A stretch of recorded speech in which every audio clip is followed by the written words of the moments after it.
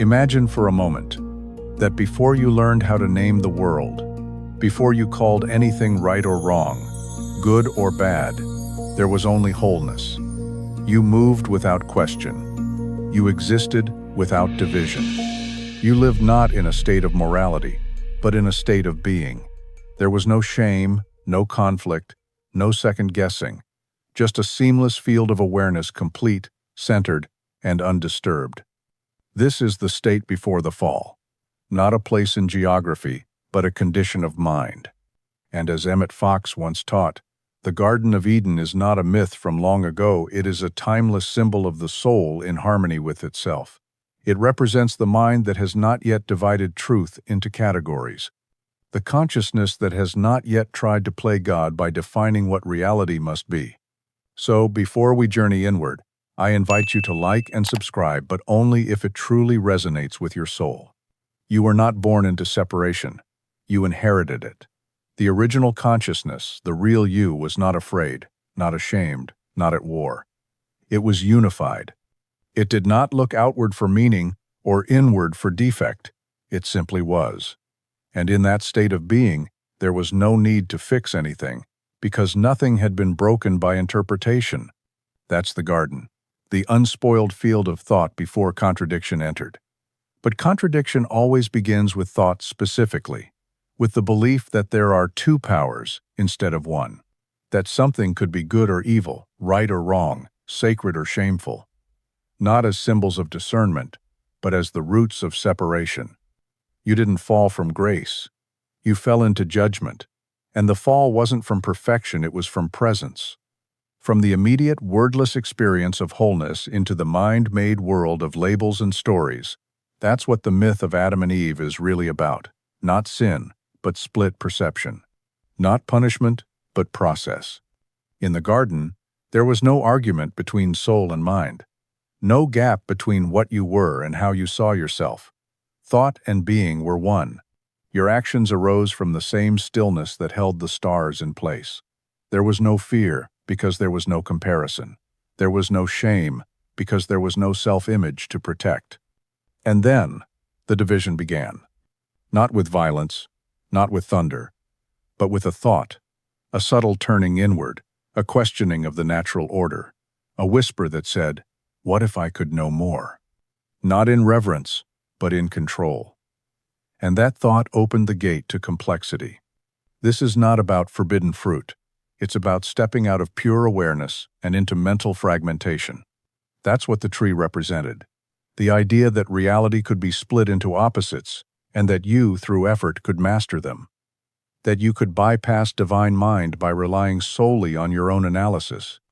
The moment you bought into that, you left the garden. Not because God cast you out, but because you no longer recognized where you were. The garden didn't disappear. Your perception of it did. Your awareness got covered, not by sin, but by story, by mental overlays that turned unity into separation. You went from being to thinking about being, from presence to persona. And with that shift came fear. For the first time, you could imagine yourself apart from God, disconnected, vulnerable, lacking. And that imagined separation gave birth to everything we now call human suffering. Anxiety, shame, defensiveness, aggression, all born from the belief that you are incomplete, that you must protect, perform, or possess in order to be safe. But you're not unsafe. You're not separate. You're simply dreaming of a distance that was never real. The truth is, you never left the garden. You just stopped thinking like someone who belonged there. This is the split in consciousness that Emmet Fox called the root error, the false belief in duality. The myth that there are two minds, two selves, two powers, when in truth, there is only one, and that one is always whole. So you begin here, not with guilt, not with repair, but with remembering. Remembering that your original state was peace, that clarity is not something you achieve, it's something you uncover. And the work of inner transformation is not to climb back to Eden, but to remove every thought that told you you were no longer there. Let this be the first step. Stop trying to fix what was never broken. Start seeing through the illusion that you were ever outside the divine. The garden is not a lost paradise, it is the structure of right thinking, and you're invited to return not by penance, but by perception. Right now, you're being called not to a doctrine, but to a remembrance, not to performance, but to pattern. Because when your thinking reflects the wholeness of divine mind, the fall ends. The exile ends, and the garden returns. Not somewhere else, but here, now, within. You've been taught to view the tree of knowledge as the beginning of disobedience. But what if it's not about rebellion at all? What if the moment Eve reached for the fruit wasn't about sin, but about a shift in consciousness so subtle, yet so profound, that it changed the entire structure of human perception? The tree wasn't cursed. The fruit wasn't poisoned.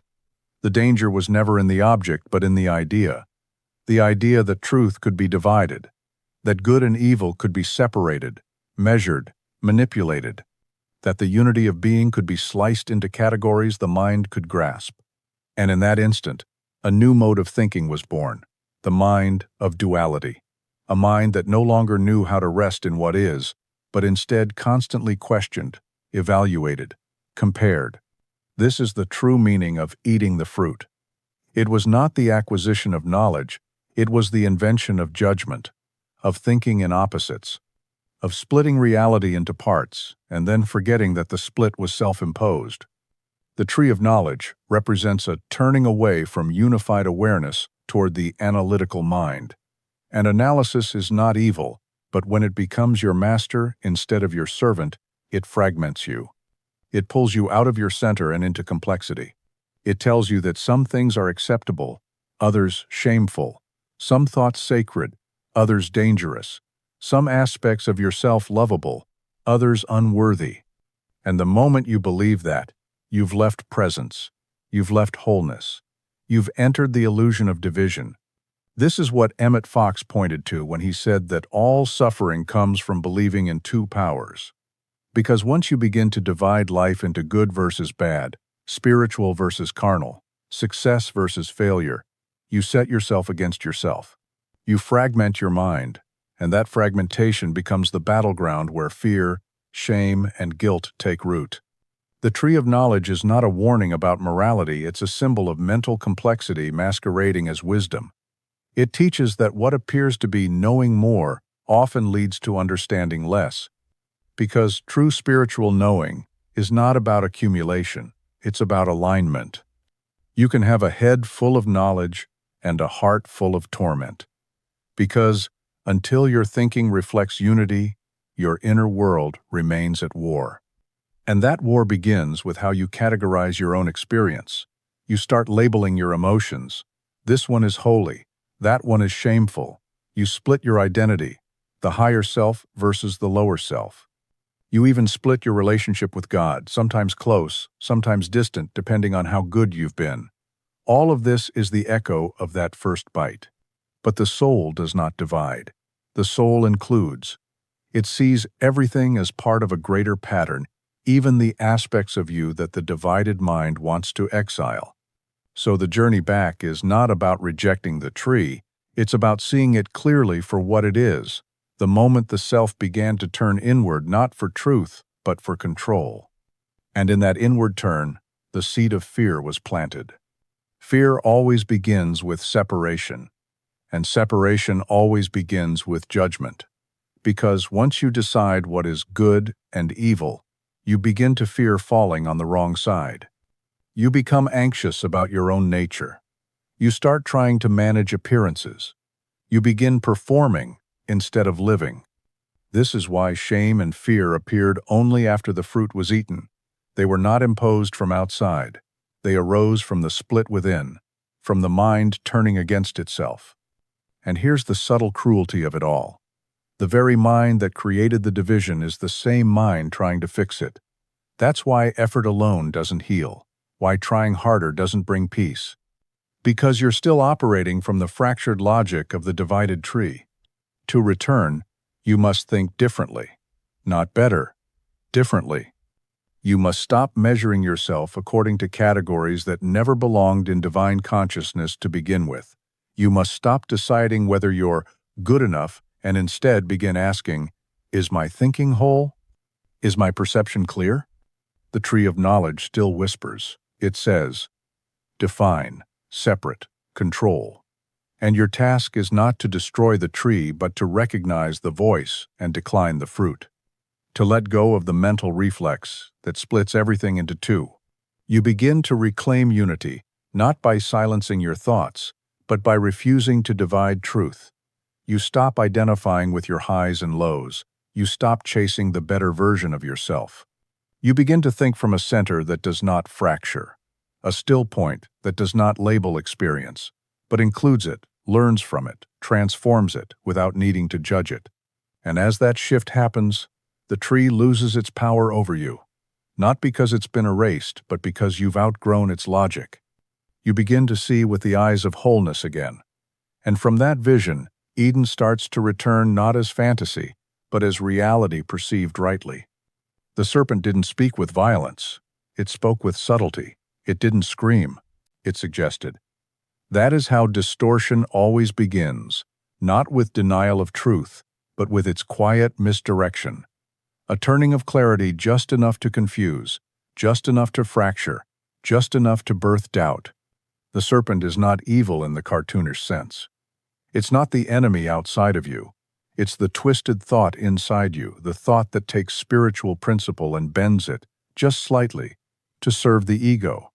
It's the voice that asks, did God really say, not to seek truth, but to plant uncertainty?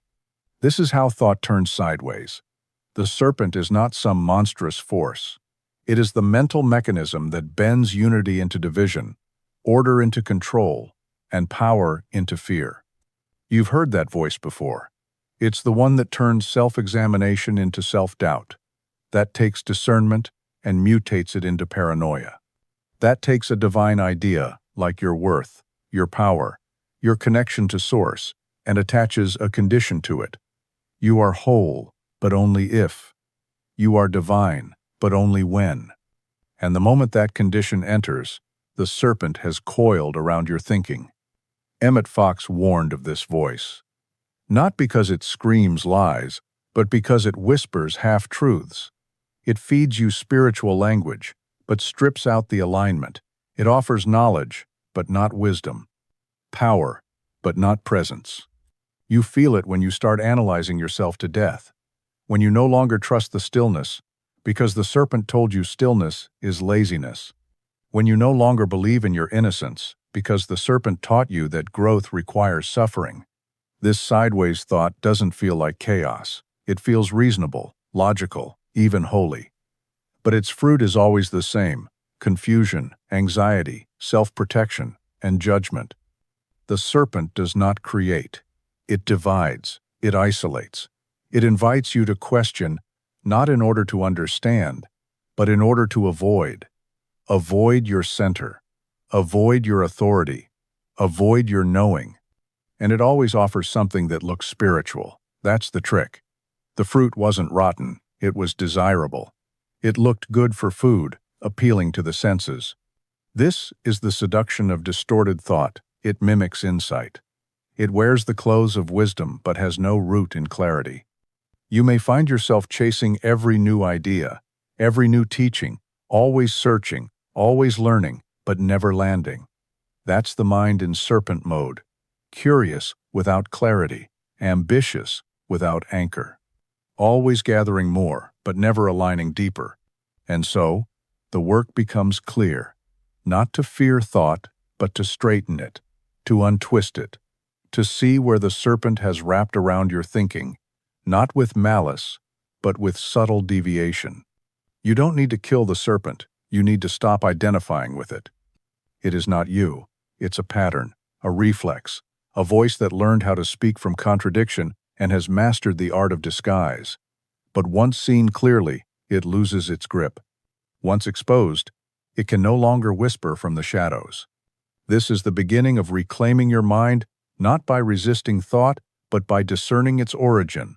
Is this thought aligned? Does it unify or divide? Does it empower or confuse? Does it return you to center or spiral you away from it? The serpent cannot enter the garden unless you entertain it. And you entertain it not by believing lies, but by refusing to examine the logic behind your beliefs. So you begin to examine, not neurotically, but precisely. You hold each recurring thought like a sword in light. You trace its fruit. Does it lead you into peace or performance? Into rest or resistance? Into clarity or into the exhausting need to prove? Eventually, you begin to recognize the feel of a twisted thought before it even completes itself. It has a tone, a tempo, a tightness. You'll catch it mid-sentence and say, "Number, that's not truth, that's distortion." Not with fear, but with calm certainty. And then space opens. You remember what it's like to think clearly, to think without manipulation, without hidden motives, to hold a thought that uplifts not your ego, but your essence. This is how the Christ mind returns, not with noise, but with precision. It does not wrestle the serpent. It speaks from such clarity that the serpent has nothing left to coil around. You begin to think straight again, not in moral rigidity, but in spiritual geometry, clean, aligned, whole. And once you return to that structure, distortion becomes visible, not powerful, just exposed. And in its exposure, it unravels. There is a moment that changes everything, not because the world shifts, but because the way you see yourself does. That moment is the bite, not literal, not historical, but psychological. It is the instant when you choose to believe the serpent's suggestion. The moment you internalize the split, when you go from simply being to monitoring your being. The bite is not an act of rebellion, it's an act of misidentification. It's when you trade presence for performance. When the self stops being an expression of divine intelligence and becomes a project for the ego to manage, in that single movement, your gaze turns inward not to explore, but to evaluate. And with that evaluation comes fear. Because once you believe that you can be more than what you already are, you also believe that you can be less. You've left unity. You've entered the world of measurement, comparison, image, self-consciousness. The ego is born in this moment, not as evil but as a coping mechanism for the imagined separation. It says, "You've stepped out of the center, now protect yourself, curate yourself, control what others see, control what you see." And so begins the long, exhausting work of maintaining the false self. Emmet Fox described this fall not as moral failure, but as the moment when man lost sight of his true identity.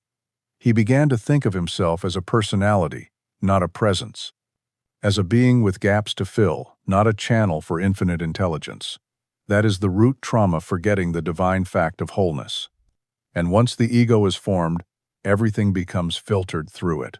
You don't just experience life, you interpret it through a lens of fear and pride. You try to earn love. You try to justify your existence. You chase approval and avoid exposure. You live for feedback, not for truth. This is why the story of Eden says their eyes were opened. Not open to higher insight, but open to duality, to contrast, to mental noise, to the never-ending need to assess where you stand. Before the bite, you simply were. After the bite, you became a persona navigating a world of threats. And here's the tragedy. The bite didn't add anything to them. It subtracted. It took away peace, simplicity, presence. It gave knowledge, but of the kind that separates, not unifies. The kind that fills the mind but fragments the heart. You live with the echo of that bite. Every time you check how you're being perceived, every time you shrink from your own light, every time you doubt your essence because of circumstance, you are reenacting that moment. And so, healing cannot be about building a better self-image. That would only reinforce the ego's project. Healing must be the dismantling of the self you created to compensate for the bite. It must be a return to what existed before you thought you needed to be more than you are. This is not regression, it's resurrection. Because the true self, the one that existed before the fall, was never erased. It was only covered. And each layer of fear, pride, shame, or control is just another leaf stitched together to hide from your own wholeness. You don't need to fight the ego. That only feeds it. You need to see through it. And to see through it, You must stop feeding the story that you are lacking. The bite is undone not by regret, but by recognition. By realizing that you can drop the performance, you can stop curating, you can stop proving, because nothing real was lost, only your awareness of it. There's a stillness available to you, a way of being where thought is not decoration but direction, where identity is not a concept but a current, where you no longer chase presence, you think from it. This is how you begin to heal from the bite, not by denying it, but by tracing it. You feel the moment you began hiding. You name the fear. You recognize the pattern, and you choose again. Not to rebuild the ego, but to remember what you are beyond it. Eventually, your relationship with yourself changes. You no longer fear exposure because there's no mask to tear down. You no longer chase validation because truth doesn't need applause. You no longer measure your worth because worth is not a quantity, it's a fact. And in that clarity, the bite loses its bite. You return not to innocence in the naive sense, but to essence, the part of you that never needed to perform in the first place, the part that existed before the thought of separation ever entered. This is not about going back. It's about uncovering what was always there. You don't know shame until you start seeing yourself through divided eyes. Before the bite, you simply existed, naked and unafraid, unhidden, present. But the moment perception split, the moment thought turned inward and judgment entered, you saw yourself differently, not as essence, but as image, not as truth, but as a thing to manage, improve, protect. That's when shame was born. Not because something was wrong with you, but because you believed something could be. Shame is not natural to the soul. It is not embedded in your being. It is manufactured in the mind that has learned to fear its own visibility. And in Eden, that fear came rushing in the instant they knew they were naked. But nakedness wasn't the problem. Awareness was. Not true awareness, but fractured awareness. The kind of seeing that evaluates instead of witnesses, that compares instead of honors, that analyzes instead of allows. When you become self-conscious, you step out of presence. You become an object in your own field of awareness. You start watching yourself, narrating yourself, criticizing yourself. You go from living your life to managing your identity, and shame becomes the glue that holds the false self together. This is the turning point where you begin to hide not just from others, but from your own clarity. You cover yourself, you edit yourself. You construct personas, wear emotional armor, craft socially acceptable versions of the truth. And you call it wisdom. You call it survival. But underneath, it's all fear. Emmet Fox saw shame not as moral guilt, but as the inevitable result of separation from divine mind. The moment you forget who you are, you start inventing reasons to earn what was already yours. You think you must prove your goodness, deserve your love, justify your presence. And the more you try, the deeper the shame digs in because the effort itself implies lack. That's the loop. The ego builds a self to outrun the shame it created. But no matter how strong the mask, how polished the image, there's always the haunting whisper. What if they see me? What if I see me? And so you hide. You hide behind performance, behind spirituality, behind identity roles and curated emotions. But the hiding never ends, because the shame doesn't live in how others see you. It lives in how you see yourself. You don't heal shame by doing more. You heal it by undoing the belief that you ever had something to hide. The clothing in the Eden story wasn't about modesty. It was about hiding from exposure to one's own divine essence. That's what shame does, it says. I'm not safe as I am. I must cover this up. I must shape myself into something acceptable before I can stand in the presence of truth again. But truth never turned away from you. You turned away from it. The real tragedy of shame is not the feeling, it's the exile. Shame doesn't just make you feel bad. It convinces you to leave your own mind. It tells you you're not welcome in your own presence. So you distract, dissociate, disconnect. And each time you do, the garden seems further away. But the way back is not through effort, it's through honesty, through standing still and seeing, with sacred clarity, that nothing essential was ever wrong with you, that the shame was built on a lie, that the covering was unnecessary. You do not need to become fearless. You only need to stop feeding the fear. And shame is fear in its most intimate disguise, fear of being known. But the Christ mind doesn't shame. It doesn't expose to humiliate. It exposes to restore. It says, yes, that's the thought. Yes, that's the feeling. And yes, that's not who you truly are. Not with condemnation, with precision.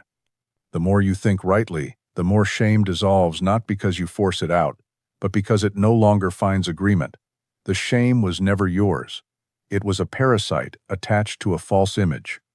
And when the image dies, the shame dies with it.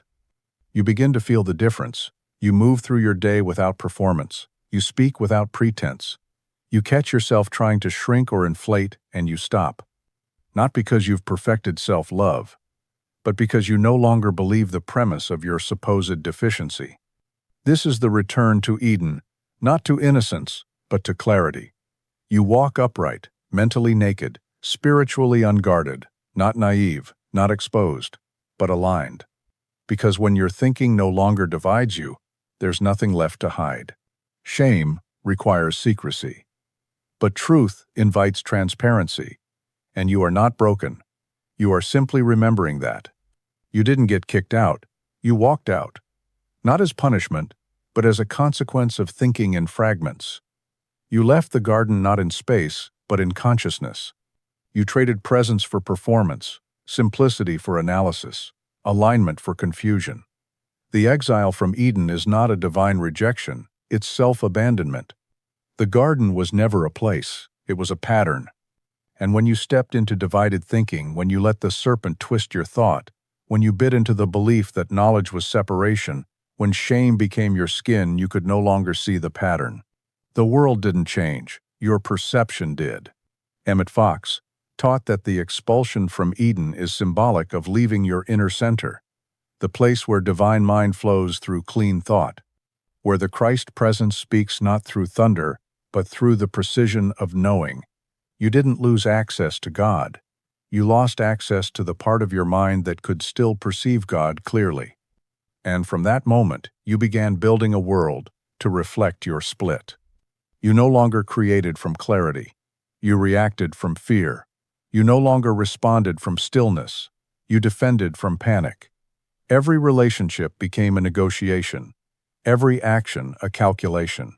Every silence filled with noise. This is life outside the garden, not cursed, but chaotic. Not evil, but effortful. You became a wanderer not geographically, but psychologically, constantly seeking what was never actually lost, constantly adjusting your behavior in hopes of regaining peace. You tried religion, self-help, ambition, numbness, and still the ache remained, not because peace is missing, but because peace cannot land on divided ground. You look for meaning out there, but the exile is in here, and the only way back is through thought, not ritual, not behavior, not achievement, through the quiet, exacting process of returning your mind to wholeness. You were never locked out. You're simply thinking from the outside. The fall didn't change who you are, it changed how you think. And so the way home isn't to be better, it's to see clearly, to think from pattern, not panic, from center, not shame. The mind outside the garden is busy. It's full of striving, optimizing, endless searching. But the garden mind is still. It doesn't react. It doesn't interpret. It simply is. You've tried managing your behavior, modifying your emotions, mastering your image. But you've likely seen how all of that still leaves you tired. Because the divided mind is unsatisfied by definition. It can't rest. It's always seeking, because it always believes something is missing. But nothing is missing. The garden still exists, not as nostalgia, as structure. It's encoded into the deepest layers of your consciousness, the part of you that has never been wounded, never been afraid, never left. And every time you think from that place, you take a step back through the gates. But you cannot walk in with contradiction. You cannot bring performance into presence. You cannot carry your ego across the threshold and expect peace. The garden welcomes only what's real, only what's whole. And so, something in you must break, not in pain, but in precision. The story must collapse. The shame must be released.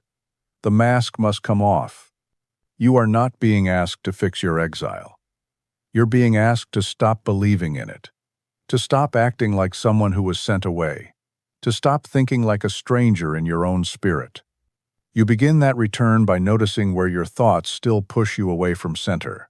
Every time you catch yourself trying to earn worth, manage perception, or hide your essence, you pause, and you choose again. You don't force your way back in. You surrender your need to be outside. Eventually, you stop wandering. You stop looking for the garden in achievements, lovers, teachers, or philosophies. You feel it, inside, not as a memory, but as a quiet map in your bones, a structure under every moment. And when you think from that structure, you're no longer reacting to life. You're responding from alignment, from peace, from order. You're not being tested, you're being reminded. The garden is not lost. You are not lost. Only your thinking wandered off, and thinking can return. Let it return. The flaming sword is one of the most misunderstood symbols in the story of Eden. It's been painted as a warning, a threat, a final divine punishment to keep you out. But that sword is not there to block you. It's there to protect the truth, to guard the structure of divine order until you're ready to re-enter with the right mind. The sword turns in every direction, not to wound, but to purify. It's not an obstacle, it's a mirror. And what it reflects is whether your thought is clean enough, clear enough, to pass through the threshold of unity. Emmet Fox saw the flaming sword not as wrath, but as law. The law of spiritual principle, the law that governs reality beneath the chaos. It is exact, impartial, and incorruptible. It doesn't respond to emotion, it responds to alignment. And until your thought matches the pattern, the sword will burn away everything that doesn't belong. This is not about being punished for your thinking. It's about being unable to carry contradiction into coherence. You can't pass through the gate with self-pity, blame, or arrogance. You can't re-enter the center with fragmented thought. The sword doesn't stop you. It stops the lie that's still clinging to you. And so the sword becomes a blessing, because it tells you the truth. It shows you the gap between what you say and what you actually believe, between what you want and what you're willing to surrender. It strips away performance. It asks, is your thinking whole? Is your mind grounded in spiritual law or in emotional preference? You can't reason with the sword. You can't negotiate with it.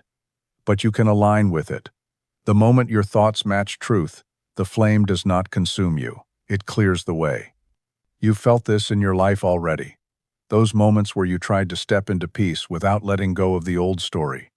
When you repeated affirmations, but still clung to fear. When you tried to manifest with resentment in your gut, and everything stalled.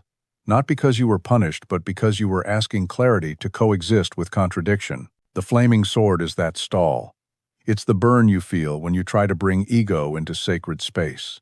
When you try to make spiritual law serve your control. The flame doesn't say no. It says, not like this. And so your task is not to get around this sword. It's to be willing to walk through it.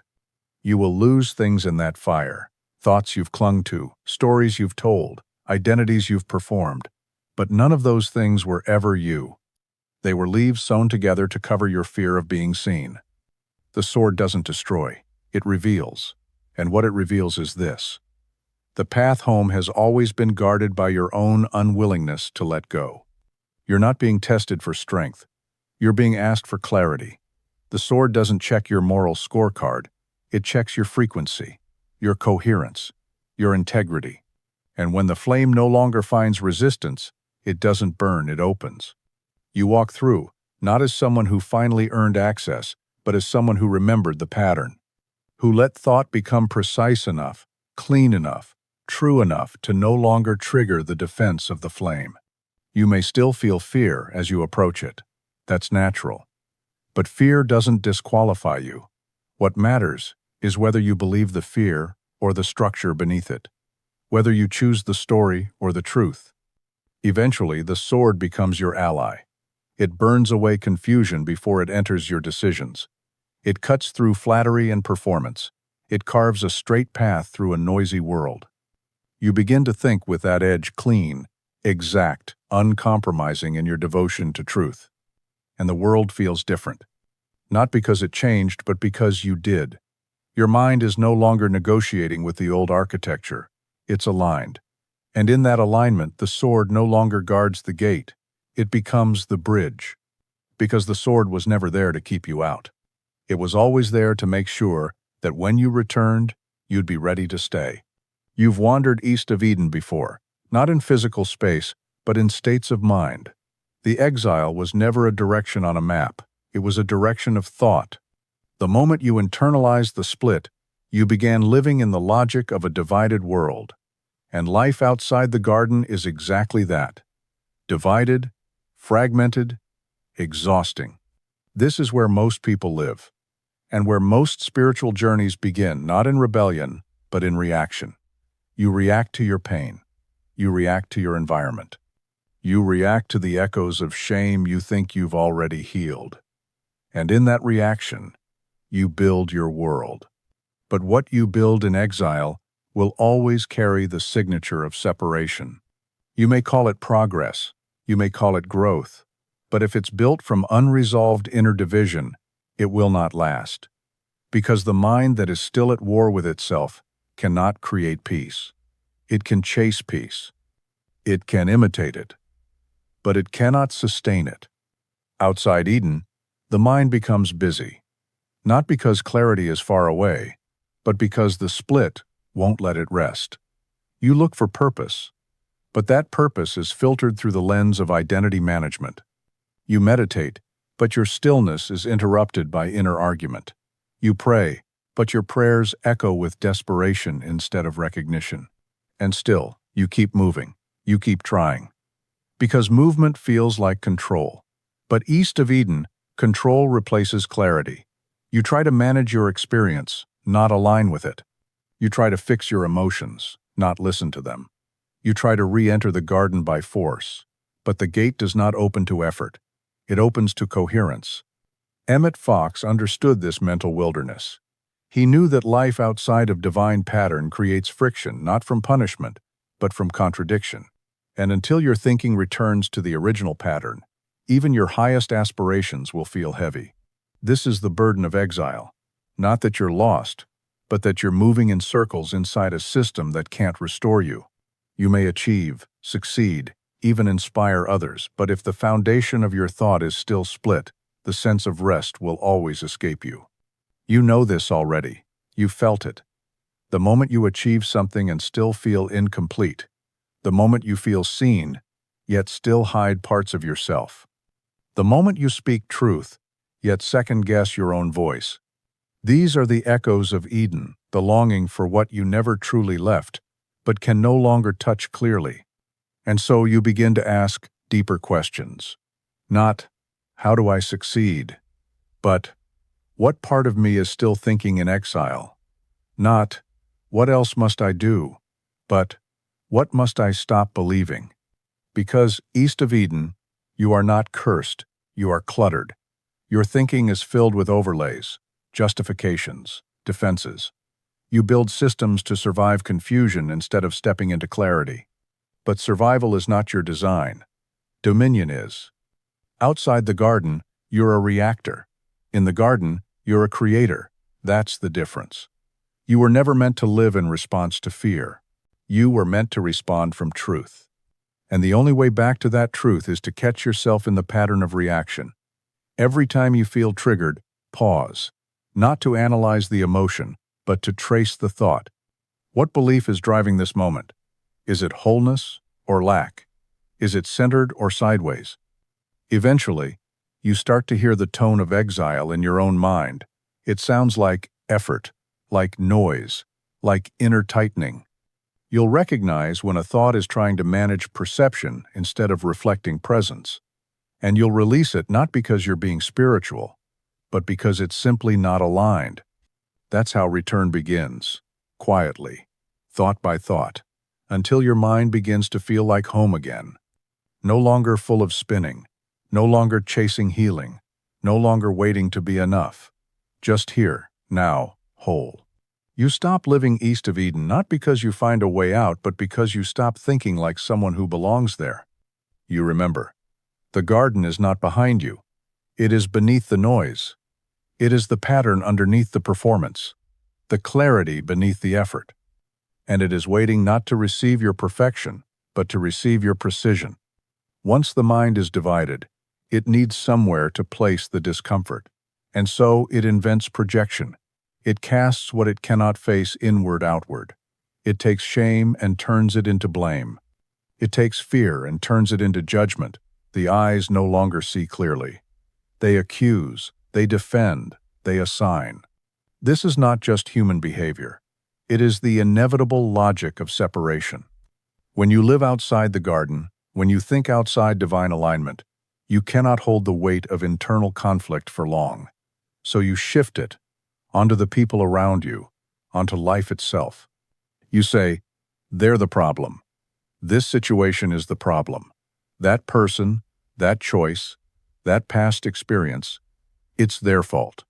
But blame is not clarity. It is exile extended. Emmet Fox taught that blame is the language of the false self. It sounds justified. It even sounds noble. But beneath it lies the unwillingness to look directly at the belief you are still carrying, that you are separate, inadequate, not enough, powerless. Blame is how the ego protects that belief without ever confronting it. And so the mind begins playing a game, a subtle one. You talk about accountability, but you still resent. You speak of healing, but you secretly hope the other person suffers. You think you're being honest, but you're just relabeling the wound. This is projection. And it keeps the pain in motion. Because what you project, you must monitor. What you blame, you must defend. And the more energy you spend managing the story, the further you drift from truth. You cannot return to Eden while pointing outward. Not because you're not allowed, but because your gaze is turned in the wrong direction. Blame keeps your attention where your power isn't.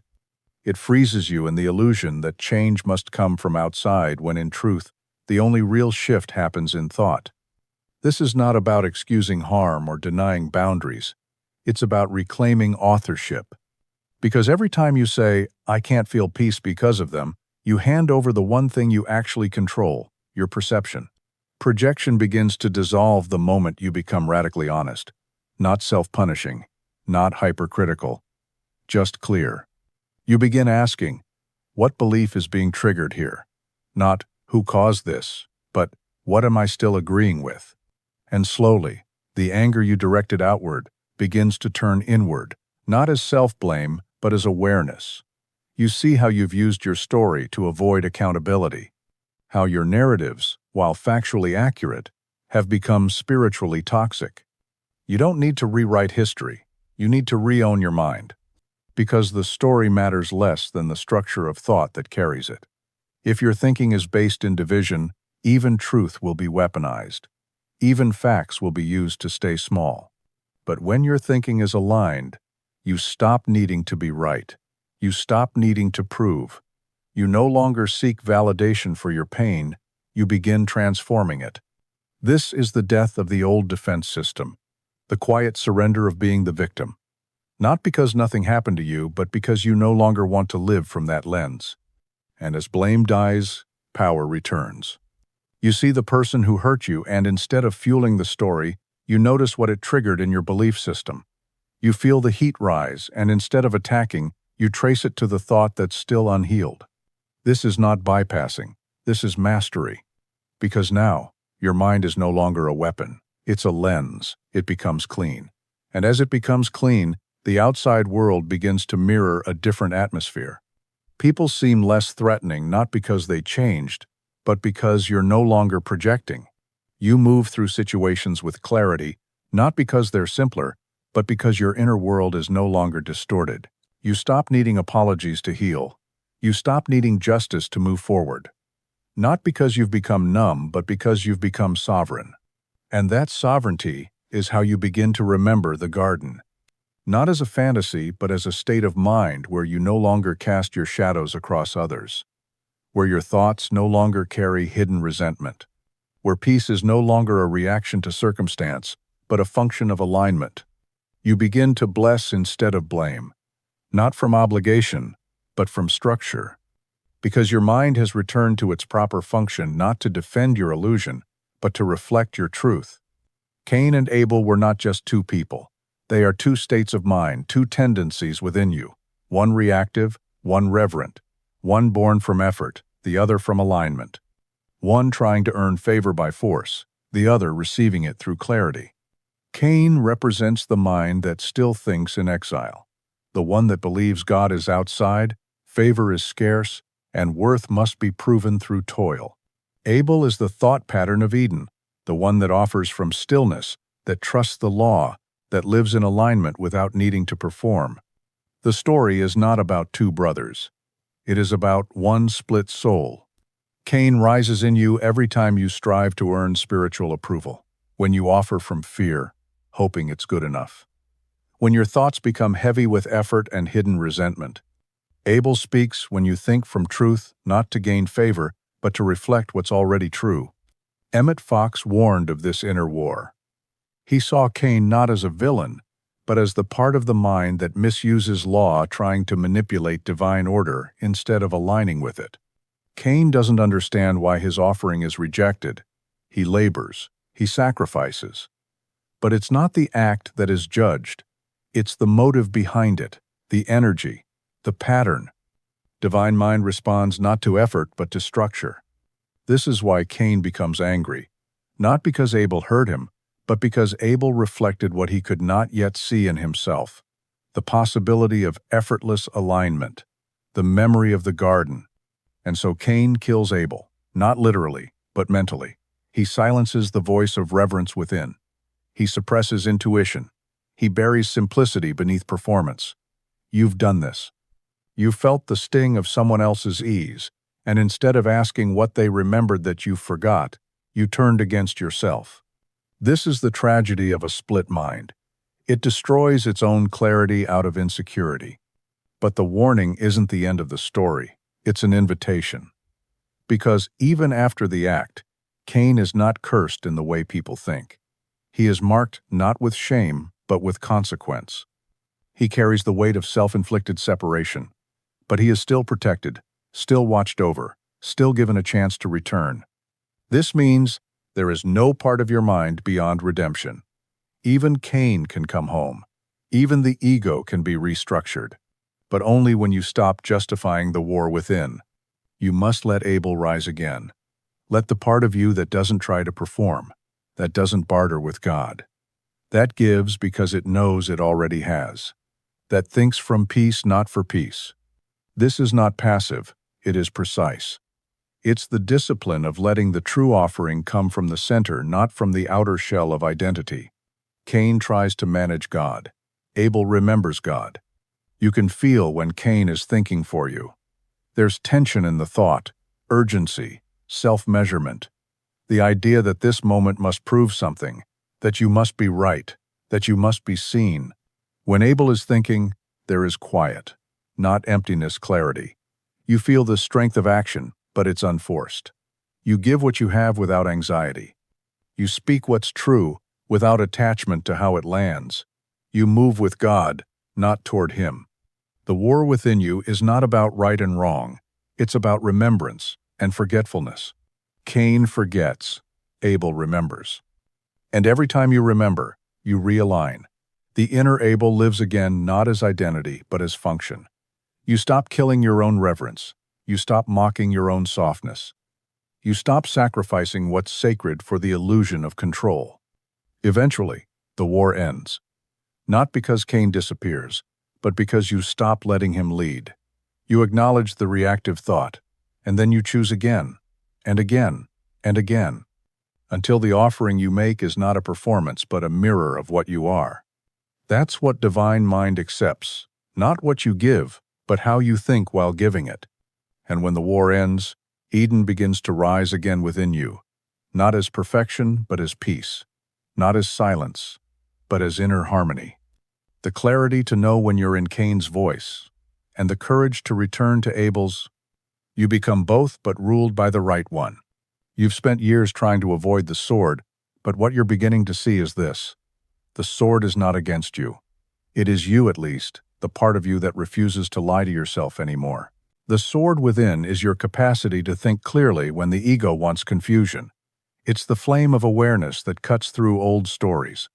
The part of you that won't compromise truth just to feel comfortable for a little while longer. This sword does not slash out. It cuts into the tangle of fear-based thinking, into the threads of identity you've woven around pain, into the corners of your consciousness where illusion still hides. The path back to Eden was never blocked by some external gate. It's always been your own thought that stood in the way. The flaming sword, once feared, is now your guide. Not a weapon, but an instrument of refinement. Emmet Fox understood this internal sword as the symbol of spiritual discernment, not judgment, not condemnation, but precision. The Christ within doesn't shout, it doesn't beg. It divides what is true from what is false, not in theory, but in the unfolding of each decision. And this is where it gets uncomfortable, because returning to center means the end of your excuses, the end of delay, the end of blaming others for what you are still choosing to believe. You want the peace of Eden? The sword says, then let go of everything that can't live there. This doesn't happen all at once. It happens in small moments. You feel the tension rising in a conversation. Cain wants to react. The old pattern wants to blame, to posture, to defend. But the sword cuts through. That's not alignment, and you stop. You stop speaking halfway through a sentence that doesn't feel clean. You stop planning actions rooted in fear. You stop entertaining fantasies that feed your separation. The sword is not dramatic. It's exact. It doesn't punish your flaws, it corrects your thinking. Every time you align with it, you regain authority. Not over others, but over your inner world. And this authority is subtle. It doesn't feel like dominance. It feels like silence where there used to be noise, like spaciousness where there used to be control, like truth spoken simply without decoration, without defense.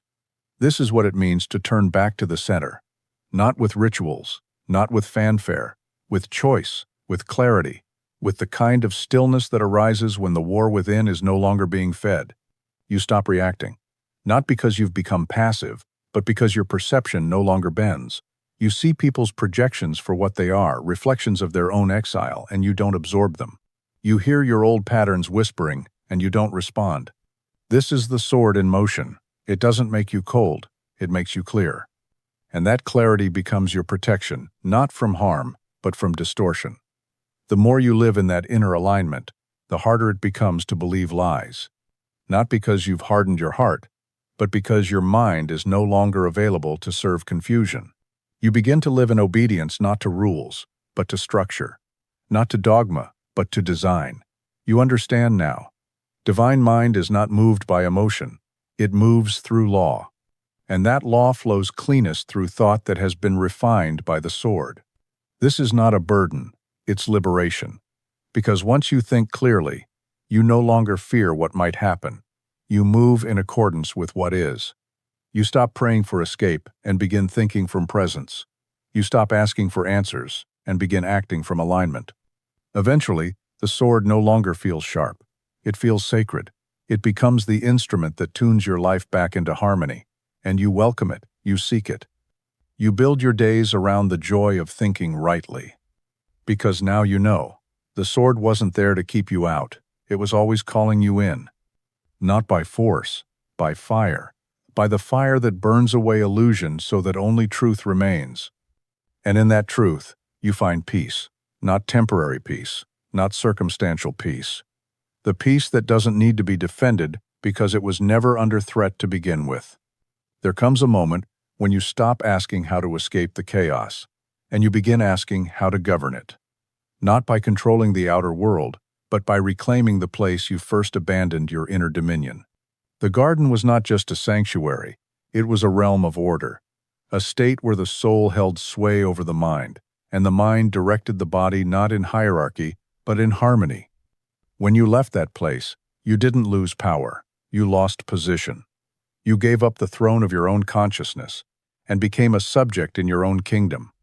And now, you are being called to restore that dominion, not with aggression, not with self-discipline wrapped in punishment, but with clarity, with stewardship, with the understanding that your mind is not your enemy, it is your instrument, and it is time to tune it back to the frequency of divine law.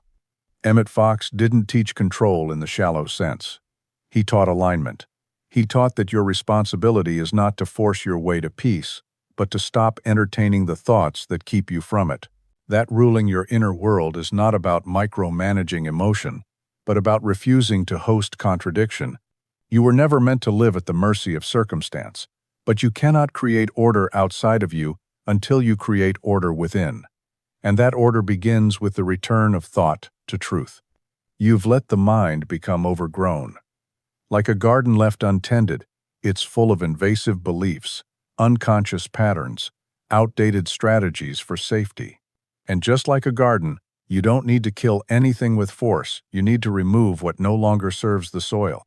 That removal begins with noticing. Where does your thought scatter? Where do you entertain guilt out of habit? Where do you repeat self-limiting stories, not because they're true, but because they're familiar?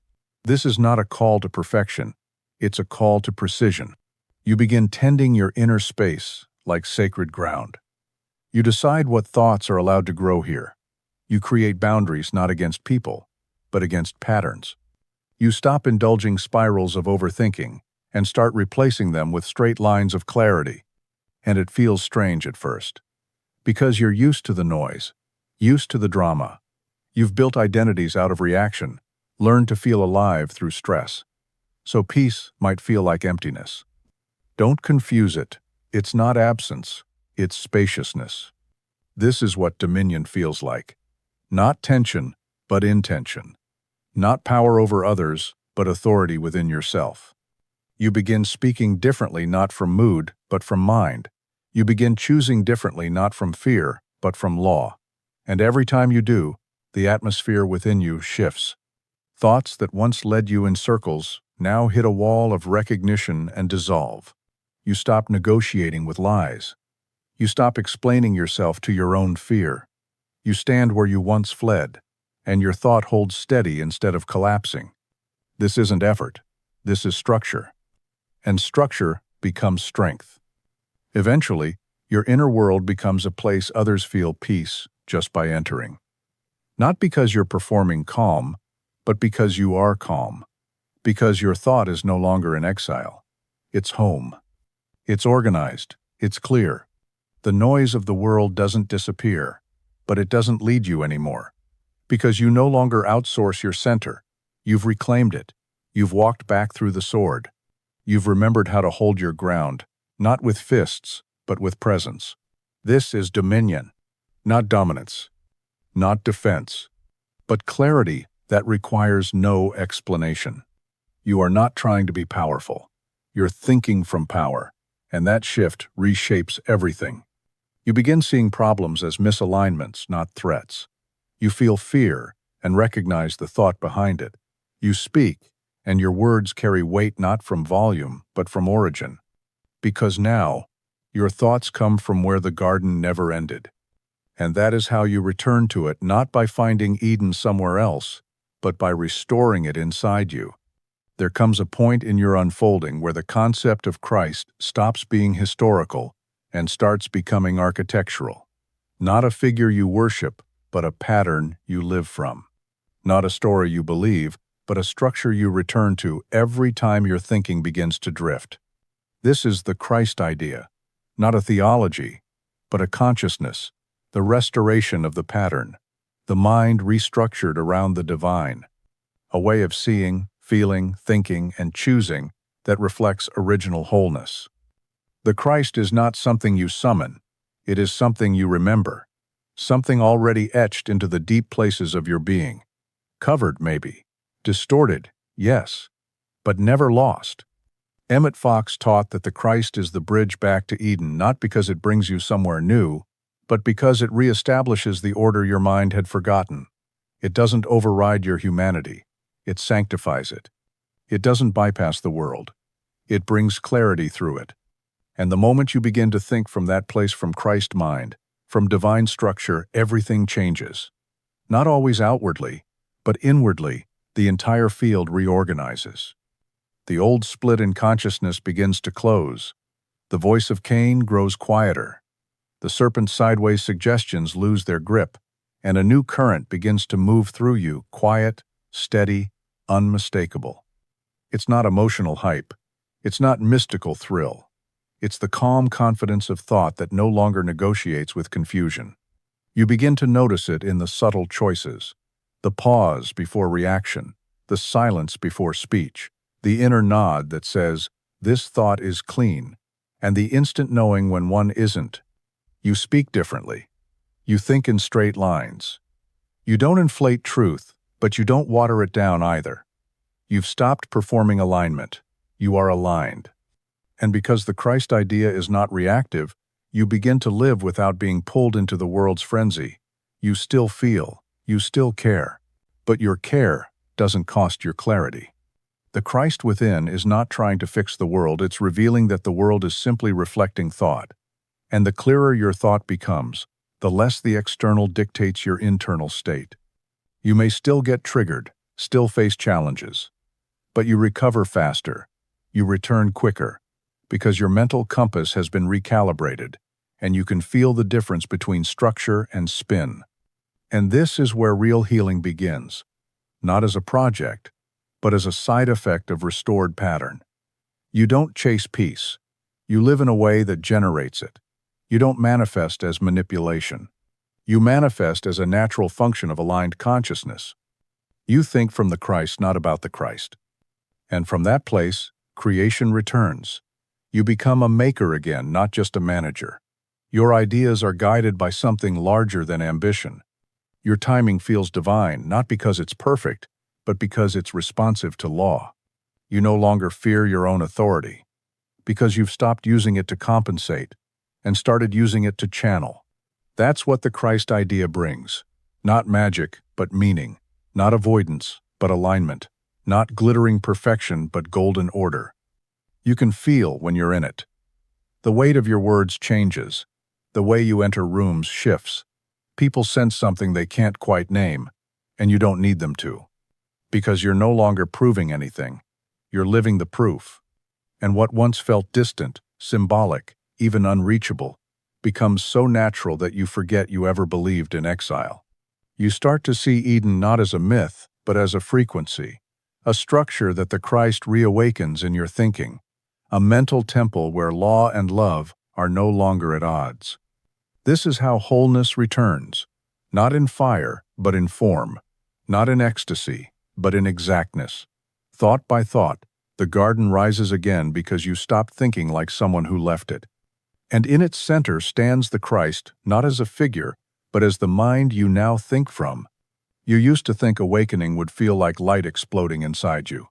That clarity would arrive like a thunderclap, a vision, a voice from beyond. But what you're discovering is quieter, more honest, more surgical than spectacular. The return is not a rush, it is a refinement. A steady unlearning of the mind that left the garden. And this discipline of returning, is what builds spiritual maturity. It's not just about one breakthrough. It's about forming the habit of choosing truth when lies would be easier. It's about leaning into order when your emotions pull toward chaos. It's about thinking cleanly when no one is watching. The garden is not guarded by a sword anymore. The sword has become your ally. And now, the gate opens not because you beg, but because you think from pattern. You're not praying for access. You're moving from alignment. This is the mark of true transformation. Internal authority. Emmet Fox didn't teach fantasy. He taught function. He taught that the presence of God expresses itself through right thinking, not mystical theatrics. And now you understand what he meant. You've stopped chasing the next spiritual high. You're not waiting for signs and wonders. You are building a life of stillness and strength, grounded in divine law, animated by the Christ within. It's not flashy, but it's unshakable. You handle situations with clarity that surprises even you. You hear the old voices rise, the inner critic, the wounded child, the controller, and you don't collapse. You listen, you don't argue. You simply don't feed them. And that restraint is sacred. Because now, your power doesn't come from performance, it comes from coherence. You can feel when you're misaligned, not because you're being punished, but because your peace flickers, and instead of spiraling, you recalibrate. You stop the thought before it runs. You notice the urge to explain yourself and you don't. You recognize the impulse to shrink and you choose not to. This isn't denial, it's dominion. Your thoughts no longer manage your life. They serve it. You've crossed the line where effort becomes elegance, where alignment is no longer a project, it's a posture. You carry Eden in your thinking now, and that thinking reshapes everything it touches. People sense it, not because you preach, but because you're not trying to be someone. You're simply being. You speak truth with no charge. You offer presence without depletion. You don't take things personally not because you're numb, but because you're rooted. You are no longer tossed by emotional winds. You are not waiting to be liked before feeling worthy. You are not packaging your soul for mass approval. You are present, clean, clear. And because of this, your life becomes simpler, not smaller, but cleaner. You say no faster. You say yes with precision. You act from center, not reaction. This is what it means to live in Eden again, not in a perfect world, but in a perfect pattern. Your outer life may still carry noise, but your inner world is no longer defined by it, because you've chosen where to think from, and the garden is not a reward, it is a frequency. And you are tuned to it now. So you stop seeking permission. You stop waiting for ideal conditions. You carry the pattern in your speech, in your work, in your silence. You bring Eden wherever you go, not to escape the world, but to reorder it from within. This is the maturity of the Christ mind. No longer fighting to be whole, just thinking from what always was. There is a moment, quiet, unmarked, where you realize you've stopped looking back. The longing for Eden has dissolved, not because you've forgotten it, but because you've remembered where it truly lives. Not behind you, not in myth, but right here, now, in the clarity of your own thought. You are no longer trying to return. You are thinking from the place you never truly left. And this is the final restoration, not a dramatic event, but the slow, steady reordering of your perception until the garden is no longer something you chase, but something you embody. You don't need to announce it. You don't need to explain it. Your life speaks it. Every choice becomes a testimony, every thought, a channel, every conversation, a quiet altar where truth is allowed to speak. You are not flawless, but you are faithful to clarity, to order, to the law that never left you. And that faithfulness becomes a rhythm, a flow, a quiet elegance in how you meet life. You forgive faster, not because you're superior, but because you understand that holding resentment would mean stepping outside alignment, and you're simply not willing to leave the garden anymore. You see others flailing, posturing, grasping, and you don't judge. You remember. You remember what it felt like to think from exile, to strive and collapse, to perform and still feel hollow. And from that memory, compassion rises, not sentimental, but strong. You become a mirror, not by quoting truths, but by living them, by walking without the noise of justification, by being the kind of presence that others didn't know they were craving until they felt it. This is what it means to let the Christ idea reign in you, not as concept, as function, as atmosphere. The flame now burns within you, not as a sword of separation, but as the inner light that reveals every lie the moment it arises.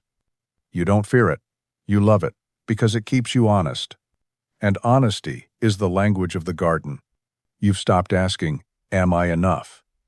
That question doesn't arise here. There is no one to compare to, no standard to meet, just a pattern to reflect, a structure to live from, a peace to protect, not with effort, with integrity. The exile is over not because the world is different, but because your mind is no longer split. You no longer believe in the distance. You no longer invest in the contradiction. The serpent still whispers. But now, you recognize the tone, and you smile not with arrogance, but with peace. Because you know, every lie only deepens your loyalty to truth. This is the full circle. Not a return, but a realization. The garden was never lost. It was never locked. You simply stopped thinking like someone who belonged there. And now, you do. Not because you finally earned it, but because you remembered how to think from it. You are not trying to change the world. You are holding the pattern, and the pattern changes everything. Now, let the pace slow. Let the mind soften not into confusion, but into stillness. You've walked a long way, but not outward. Inward. You've traced the split, faced the exile, passed through the fire, and remembered the center. And now, you stand in it. No fanfare, no halo, just a mind clear enough to carry truth, a soul clean enough to reflect light without distortion. You've seen how thought can deceive, how shame can shape your identity, how blame can chain you to stories that no longer serve. And through it all, you've remembered, right thinking is not just a practice, it is a return. You are not fragile, you are not lost, you are not waiting to be chosen. You are already whole, already home. The voice of the Christ within does not need volume, it needs space. Space you now protect not from fear, but from reverence. Let that space remain, let it grow. Let it shape the way you speak, the way you pause, the way you love. Because this is not the end of a teaching, it is the beginning of your remembering, and you will forget again, and return again. And each return will be faster, cleaner, deeper, until one day you forget what it felt like to be at war within yourself. And all that remains is Eden.